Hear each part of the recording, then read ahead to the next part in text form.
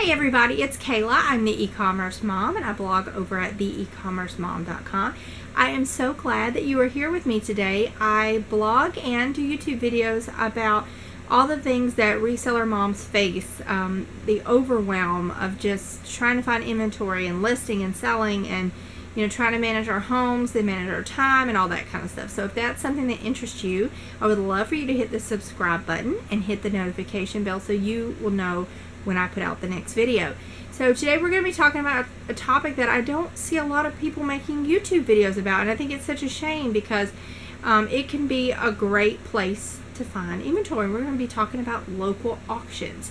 Now, you may have local auctions in your area and you may not even know about it, or maybe you do and you've went there before and maybe it just wasn't your thing, and it may not be, but I think sometimes it can be kind of hard to learn the best way to find deals at the local auction or just how to navigate it all.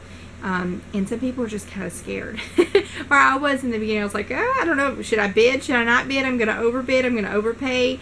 So I'm going to tell you all my best tips and tricks for getting the best deals. And you can, source a lot of inventory in one place at one time, and that's what makes them great. Now, it does take a little while to get used to them if you're not, but after you kind of learn the system of the way things work, it could be a great place to get inventory to resell online. So the first thing that you need to do is go to auctionzip.com, and I'll link that for you below, and you can find your local auctions there most likely. You can find them listed there. You put in your zip code and it tells you the local auctions. So some of them may be online and some of them may be auctions that you go to in person. We have two here. One is more cityfied, I guess you would say, and one is kind of in the country. The country auction is where we find the better deals. That's where the minimum bids are lower, and it's a different atmosphere. That's something you're going to have to figure out, is you're going to have to learn the atmosphere of the auction to see how things are run. So go to auctionzip.com and you can find out, like where they are in your area, and you should be able to go. Now, some of them might be online, some of them may be in person. So that is something that you need to do. We've been going to these auctions for like probably 8 years now, so we're familiar with all the people there and kind of how they run, and it may take you a little while to kind of catch on to what goes on at the auction that you're going to be able to go to. So after you go to auctionzip.com, you'll want to look at the auctions that are listed there. There'll be a calendar and you choose the auctions, look at them. Most of the time there are going to be pictures there for you to preview what is at the auction. It may not be everything there, but it'll be some of the things there, and you can get an idea. Is it going to be a bunch of junk? Is it going to be a lot of high-end antiques? Is it going to be collectibles? Is it anything that you're interested in? Look at that preview there and see. Now, the place that we go to, they have a Facebook page, and that's mostly where they do the photos for the preview. So go see if the company that your local area has a Facebook page, and that may be where the pictures are too. That might be a good thing to do. So preview online and then preview in person. So go early. Most of them have a preview time before the auction starts. Look at the stuff on the tables. You'll want to pick it up and make sure that the condition is what you think it is. Make sure it's not broken or chipped or cracked or something missing.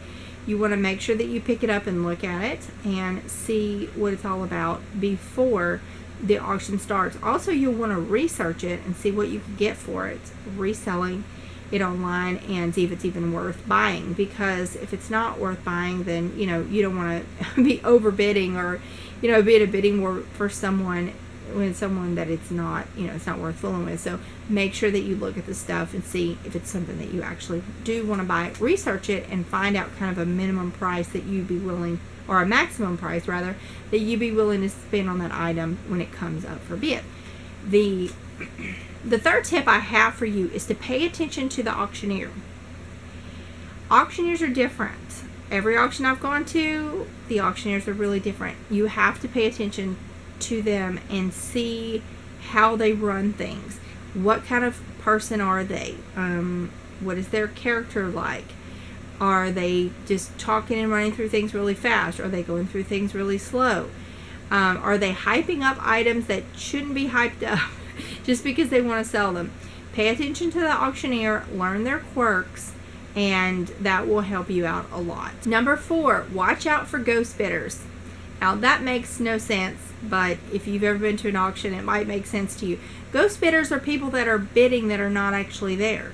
So that really sounds not too great, and it really is probably not ethical, but auctioneers do it. It's a technique, I guess, that they use. I don't really care for it, but that's what they do. So you have to watch what they're doing. A lot of times this is to get the crowd moving. It's, it's to get bidding to happen on items that maybe there wouldn't be bidding happening on. It's to get the maximum or the minimum bid. It's to get the starting bid up so that, they're not selling it for nothing. Now, a lot of what they'll do is they will say, at our auction anyway, the guy will say, I have 5 going, who will give me 7? Now, nobody gave him 5 to begin with, but he's trying to jump the bid from 5 to 7. The starting bid from 5 to 7, even though no one gave him 5. So that is something that they'll do. A lot of times they will start, throwing the bids out there, and they'll have people on the floor saying, yep, like real loud, like, on some of the TV shows, how they do that. And there won't be anybody over there. And they'll be looking in a direction, like over here, and and there's nobody sitting there where they're looking, and there's nobody bidding there where they're looking. So you have to be careful of that. If we get just tired of that, we'll leave, because it's just kind of crazy. A lot of times, though, they will bid up, like jump a couple of bids on things when there are no bidders. So it's a technique for them to get more money. You have to decide if you like that or not, but that is a practice that they use. The tip number 5, don't get emotional. You need to know what you're willing to pay for something, and that's it. Be willing to walk away from that thing that you want, because you would have to pay too much for it. There are people at that auction that will get foolish and bid just so that they can win, because they like the competition, because they like the thrill of it, because somebody else over there wants it and they don't like them and they don't want them to have it. There's a lot of reasons that people get kind of crazy at auctions.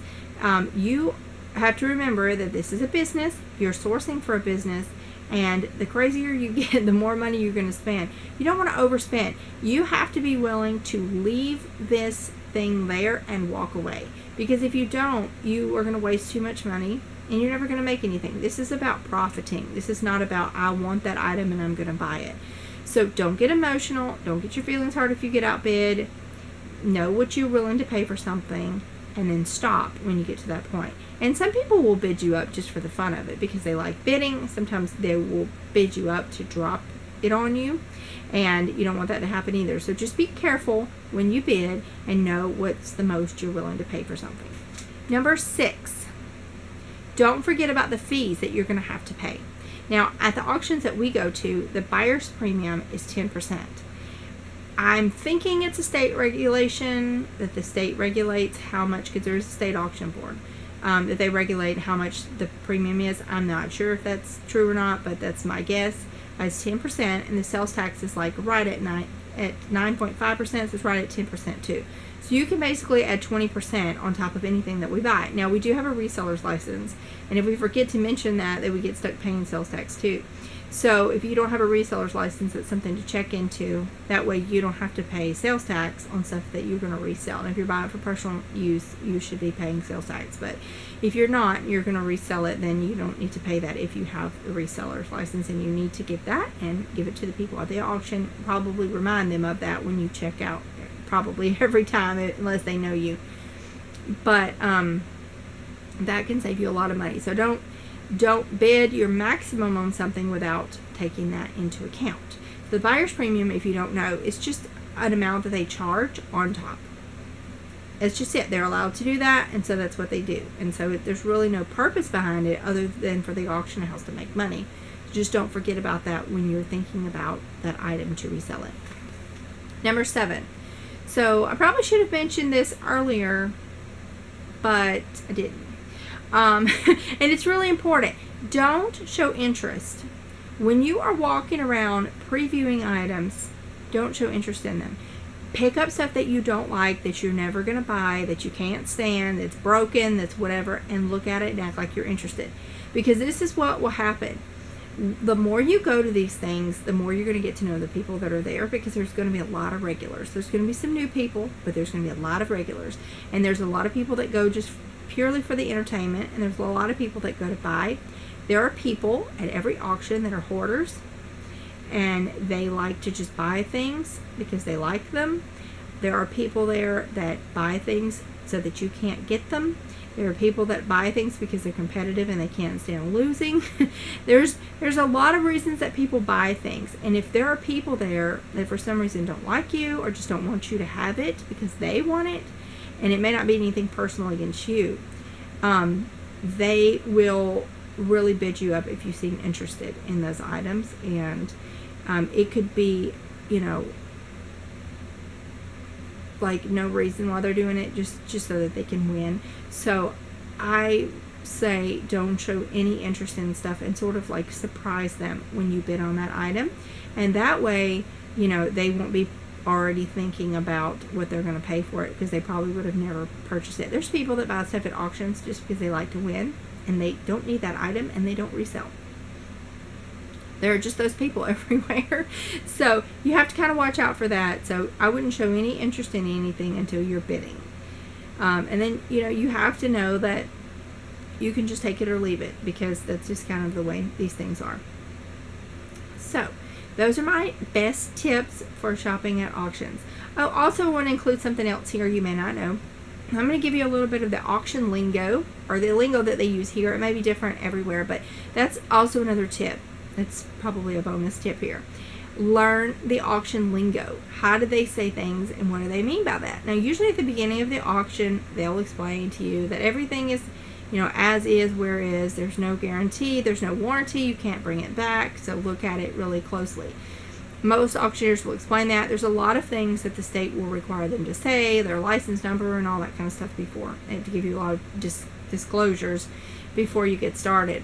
But there's some things that they don't tell you about sometimes in the lingo, and you just have to learn it. So they'll say, we're selling this all for one money. Well, that might be kind of obvious, but I wanted to mention that if they're selling a box of something all for one money, or they're selling 10 items all for one money, that means that the price that they're selling it at is for everything that they're talking about in that one thing. That's the way they sell box lots. So box lots are boxes, and box lots usually have a lot of trash and garbage in them, and there's one or two really good shining things in there, and the rest of it's junk. And they use these box lots to get rid of junk.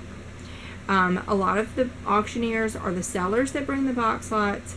They are selling stuff that they get out of storage units. They're selling stuff that they get all kinds of places, and they want to just get rid of it. So they'll make up these box lots. Like there's usually 100 or so deals, that's what they call it, at ours, and a deal is a box. And so sometimes they'll put all the boxes together and sell them all for one money. But they just use it to get rid of stuff. Now, where you can score is when they get rid of stuff that is worth money that they don't know is worth money. Like I bought a whole box of coffee mugs for $3 one time, and I made a lot of money off that box of coffee mugs, but they thought it was junk. And it might be junk to their buying audience, but it was not junk to the people that I sold it to, because I made some money. So that is how they do it. Now here they also say times the money. So for example, if they have 5 chairs and they're selling them like one deal, that's what they call it, one item times the money. That means that if you buy one chair for $25, you have paid $125 for all the chairs if you get all of them. It's not one deal. It's not all of them for one money. It is times the money. So it's each item that you get times that. Now, you may not have to get all of those. If they're selling it for one deal, or, they'll make you pay for all of it at one time. It's one lot.